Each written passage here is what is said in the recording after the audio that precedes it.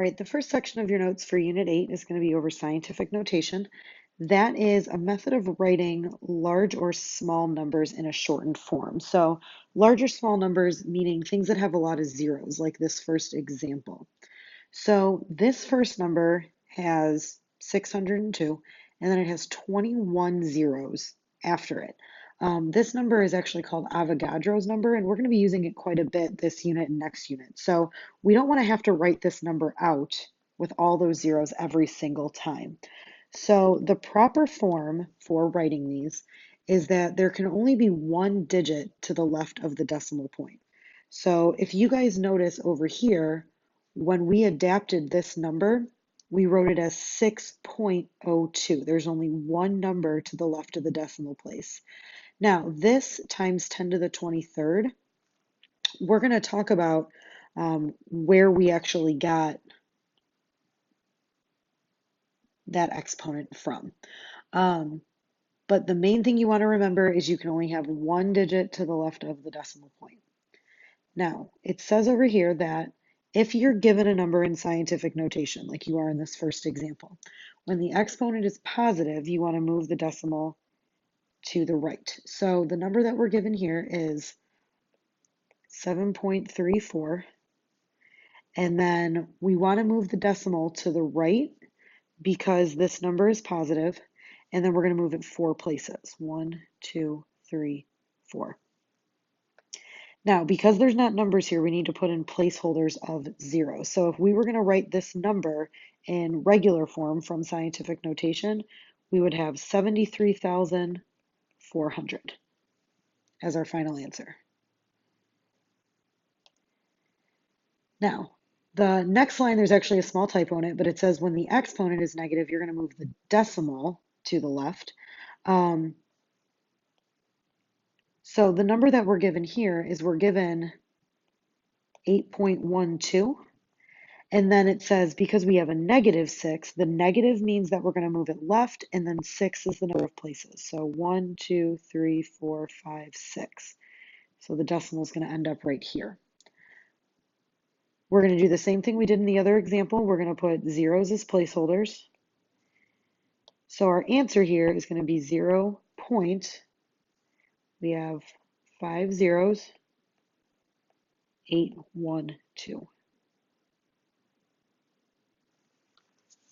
So that's going to be our final answer for that one. When you have a number in scientific notation and you're writing it out, just like we said that the positive numbers move to the right, it's because positive exponents are large numbers. So another example here is we have 5.42 and we need to move this 9 places to the right because we're getting large numbers. So if we have 5.42, 1, 2, 3, 4, 5, 6, 7, 8, 9. That's 1, 2, 3, 4, 5, 6, 7 zeros. So our final answer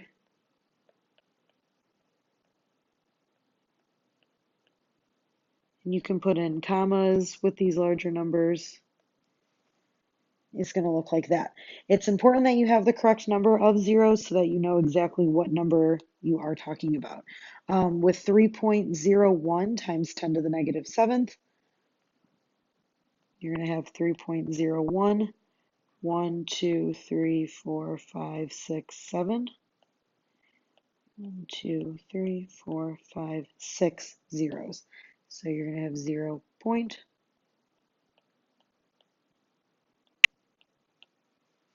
As your final answer. Now, with these last two examples, when we have a really, really large number like this and we want to write it in scientific notation, the one thing that we have to remember is what we learned up here is that the proper form, there can only be one digit to the left of the decimal place. So we know for sure that this is going to be 6.87 times 10 to some exponent. So the way that we have to figure this out is we have to look at, normally the decimal would be here. So we have to figure out how many places we moved it until it gets to be 6.87. So 1, 2, 3, 4, 5, 6, 7, 8, 9, 10, 11, 12, 13, 14, 15, 16. So this is going to be 6.87 times 10 to the 16th. Now we know that this exponent is a positive exponent because the number is greater than 0.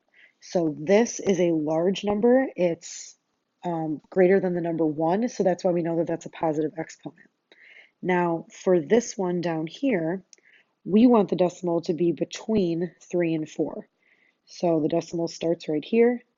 1, 2, 3, 4, 5, 6. So this one is going to be 3.4 times 10 to the negative 6th.